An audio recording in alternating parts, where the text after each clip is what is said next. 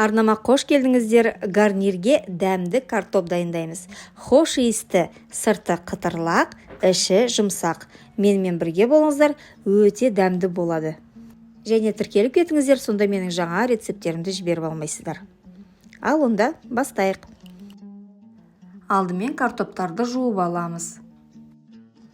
Картопты үлкендігі бірдей мөлшерде таңдаған жөн. Сіз қабығын аршып та, аршымай да салсаңыз болады. Өз талғамыңызға қарай.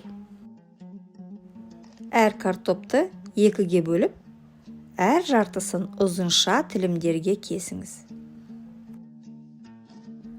Сұйық майға барлық дәмдеуіштерді қосыңыз. Тәтті паприканы, қара бұрыш пен тұзды, кептірілген кинза, орегано, кептірілген сарымсақ, куркума және талғамыңызға қарай майдалап кесілген сарымсақты да қоссаңыз болады. Бірақ міндетті емес. Араластырып, барлық дәмдеуіштерді картопқа құйыңыз. Енді дұрыстап тұрып, араластырыңыз.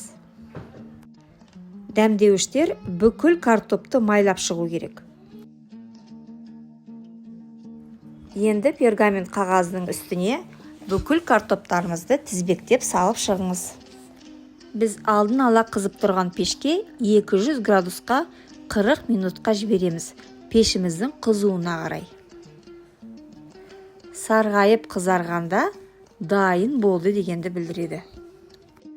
Гарнирге дайындалған дәмді картопымыз дайын болды. Картоп хош иісті, сырты қытырлақ, іші жұмсақ болады.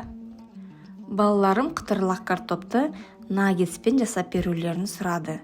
Наггетстің сілтемесін астына тастап кетемін. Егер рецепт ұнап жатса, лайк басып тіркеліп кетулеріңізді сұраймын, сонда менің жаңа рецептерімді жіберіп алмайсыздар. Аяғына дейін назарлағаныңыз үшін рахмет. Астарыңыз дәмді болсын.